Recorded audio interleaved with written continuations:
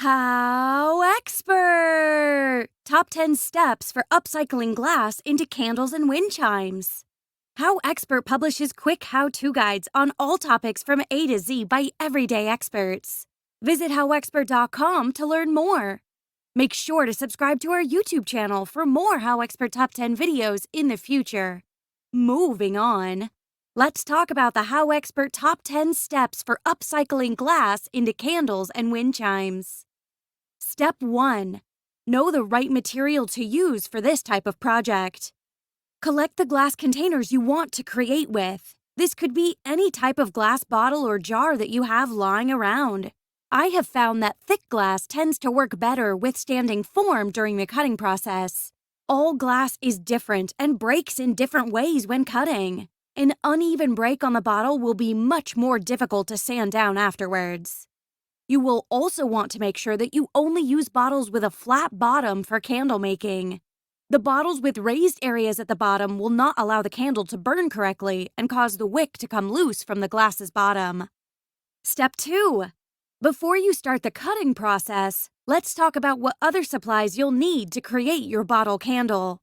There are a few different glass cutting methods. Hand scoring is the most cost-effective option if you're tight on funds. All you would need to purchase is a handheld glass cutter, which runs from $8 to $15 on Amazon and Etsy. While handheld scoring might be a bit cheaper, it is significantly more challenging to get a straight cut. Using a glass bottle cutter is a way better bang for your buck and immensely more useful.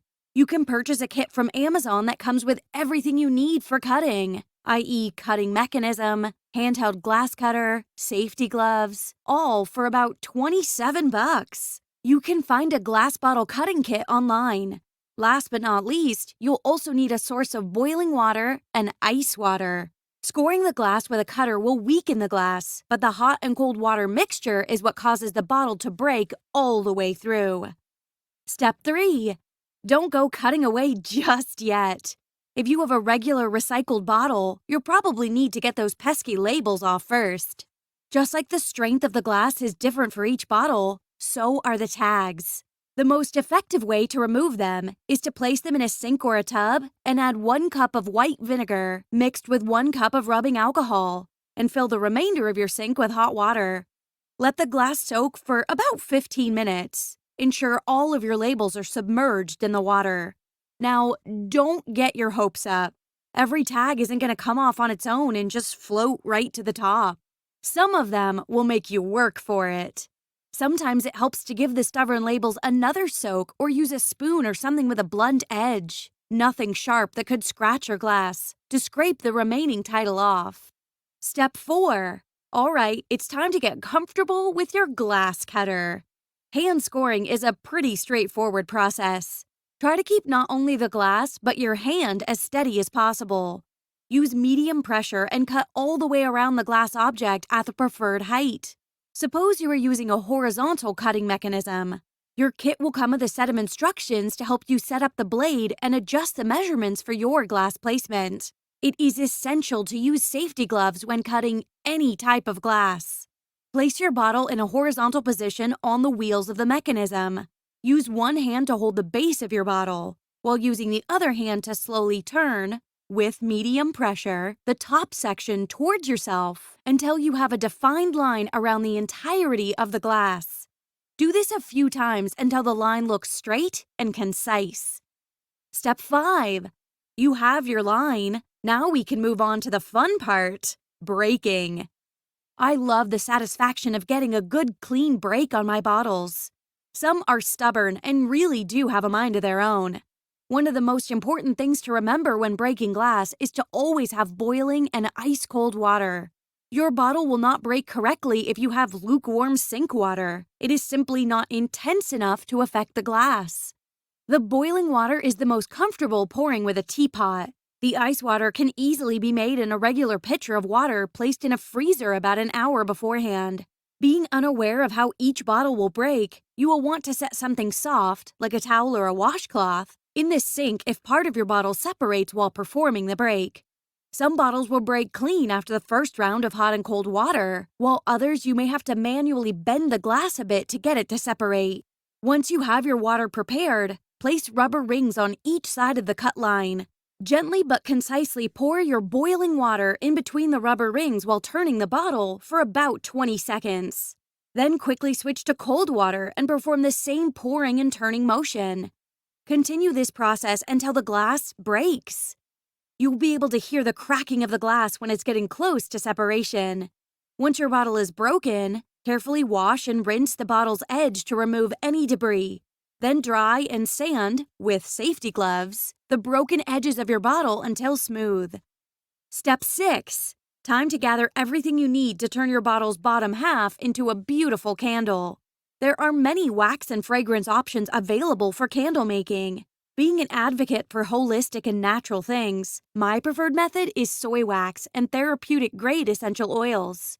Regular fragrance oils will have a more pungent scent, but are not safe for use on the skin. Soy wax is not only completely safe for use in candles, but can also be used as a lotion or massage oil once the wax is melted. This type of resin mixed with specific essential oils is excellent for aromatherapy and pain management with muscles and joints. Hemp wicks are safe to burn and free from harmful chemicals. I have found them to be great for burning candles, but any type of wick will work as well.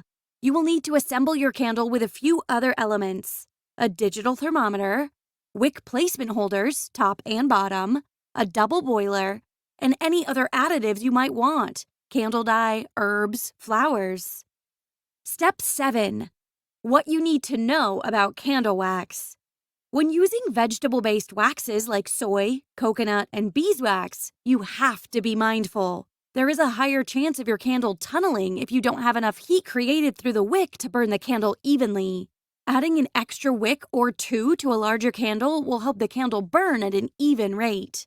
A common question I had was about the measurement of wax to fragrance ratio. For one standard-size wine bottle candle, I used 3 cups of wax pellets and 4 tablespoons of essential oils. There are online candle volume calculators to find more considerable bulk amount or a different size bottle. Step 8. There is more to pouring candles than you would think. Bring a large pot of water to boil and sit your double boiler pot filled with wax pellets in the water. Heat for about 10 minutes or until the wax is completely melted and has reached 160 to 170 degrees Fahrenheit. Once this is complete, take your wax off the heat, add your essential oils and/or dye, and stir for about 30 seconds. Once your wax comes to a temperature between 130 and 140 degrees Fahrenheit, you are ready to pour. Ensure your wick is secure at the bottom of your bottle and run your wax into the glass container, leaving about 1/4 inch from the top for refilling later. Check to see if your wick is secure at the top in a level area where it will not be disturbed. After a few hours, add your herbs and flowers, if needed, and top the rest of the candle with the wax. Let your candle set for about 24 hours before much movement, then cut the wick to 1/4 inch at the top. Step 9. Wait. You still have the top of your bottle to create with. The top sections of the bottles are perfect for creating beautiful wind chimes, and it takes minimal supplies to do it. You will need a durable necklace chain, key rings, small and large, wine corks, which you already have if using a wine bottle, screw eyes, hanging material, prisms, crystals, stones, beads, etc., and a wire cutter. Step 10. You've almost turned your boring bottle into a masterpiece. Prepare your cork with a screw eye on each end, and then add a mini keyring to each screw eye. Measure your chain for the bottom section. The part that will create the sound will go at the bottom of this chain. Then add hanging material of your choosing to another mini keyring for attachment. Now do the same measurement but for the top chain, the part that hangs the actual wind chime up. Pull your leading chain through the nose of the bottle and add a large keyring, and bam! What an easy way to create something beautiful for the eyes and ears. If you liked our video, be sure to click like and subscribe for more HowExpert Top 10 videos for all topics from A to Z in the future. Also, let us know what other topics you want us to do a HowExpert Top 10 video in the future in the comments below. Thank you. Have an amazing day and take care. HowExpert publishes quick how-to guides on all topics from A to Z by everyday experts. Visit HowExpert.com to learn more.